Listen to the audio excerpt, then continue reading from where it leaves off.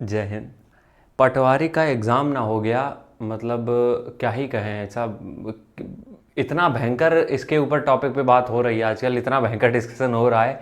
और ये शायद इसमें सैलरी, अब देखो यार, हमें तो कंफर्म नहीं है सैलरी कितनी है। मेरे अकॉर्डिंग 30,000 से ऊपर नहीं होगी, क्योंकि लेखपाल की भी इसी के अराउंड सैलरी होती है। तुम ये सोच के देखो, आज अपना दिमाग लगाओ जरा कि आज के टाइम पे जब 30,000 तुम कैसे भी कमा सकते हो, थोड़ा मोड़ा काम करके भी कमा सकते हो, उस एक नौकरी के लिए इतनी मारा मारी क्यों हो रही है? या फिर हमने बहुत से लोगों को ये सुना है कि वो प्रमोशन नहीं ले रहे हैं। अपना प्रमोशन इस वजह से नहीं ले रहे हैं क्योंकि उनको पटवारी की ही नौकरी करनी है। पटवारी की नौकरी इसी कोई बहुत बड़ी ए बी पोस्ट की जॉब, बी पोस्ट की जॉब तो है नहीं। फिर भी इसके पीछे इतना मारा मारी क्यों है? इसकी एक वैकेंसी के लिए इतना क्यों मर रहे हैं लोग? वैसे तो हर जॉब के लिए मर रहे हैं सब, लेकिन इस एक पर्टिकुलर जॉब पे क्यों टिकना चाहते हैं? क्यों नहीं वो खुद को अपग्रेड कर रहे हैं, मतलब अपर पोस्ट में जाने की कोशिश करते हैं? उसके रीज़न है। देखो, जितने भी बड़े पद होते हैं वो डायरेक्ट कहीं से भी नंबर 2 का पैसा नहीं ले सकते हैं, बहुत रेयर होता है उनको मिलता है पैसा। लेकिन ये जितने भी छोटे लेवल के कार्यकर्ता होते हैं किसी भी उसमें, मतलब किसी भी कंपनी में हो, किसी भी गवर्नमेंट सेक्टर में हो, ये छोटे लेवल के जो होते हैं CED वाले सबसे ज़्यादा पैसा ये छापते हैं। अब CED वालों का काम क्या होता है?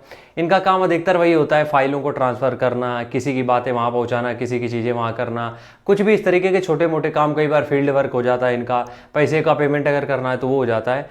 मेरे कहने का मतलब ये है, जो रुपये का संचालन होता है वो इन्हीं के थ्रू होता है। लगभग पास तो हो जाता है वहाँ से, लेकिन वो जो सर्कुलेशन होता है वो इन्हीं के थ्रू होता है। तो इस चक्कर में एक एक पटवारी महीने के 20-25 हज़ार रुपये सैलरी का जो पटवारी है वो 30,000, तो 30,000 की जो सैलरी है उसकी, वो सैलरी वो कभी छूता भी नहीं है। ये बात बिल्कुल सच है। मेरी बात मानोगे तो ठीक है, नहीं मानोगे तो कोई दिक्कत नहीं है। ये बात बिल्कुल फैक्ट है।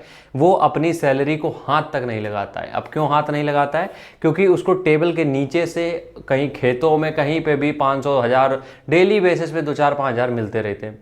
एक पटवारी आराम से महीने का 70 से 80 हज़ार कमा सकता है, बिल्कुल आराम से, बिना सैलरी को टच किए। ठीक है, अब इसके फैक्ट हम रख नहीं सकते क्योंकि ये मामला है करप्शन का, तो मेरे ऊपर टोपी हो जाएगी। ठीक है, लेकिन जो लोग भी तैयारी करते हैं ये उनको भी पता है, जो लोग तैयारी नहीं भी करते उनको भी पता है, जो लोग पटवारी हैं उनको भी पता है कि हर साल कितने पटवारी रंगे हाथ पकड़े जाते हैं ये घूस लेते हुए। तो ये सिर्फ अंडर द टेबल का मामला है और कुछ नहीं। और यकीन मानो, जिस दिन भी कुछ ऐसा नियम आ गया जहाँ पे ये लोग अंडर द टेबल 1 रुपये भी नहीं ले पाएंगे, ये नौकरी ज्वाइन तक नहीं करेंगे, ये हम बता रहे हैं। क्योंकि पटवारी की नौकरी ऐसा कोई आसान नौकरी भी नहीं है।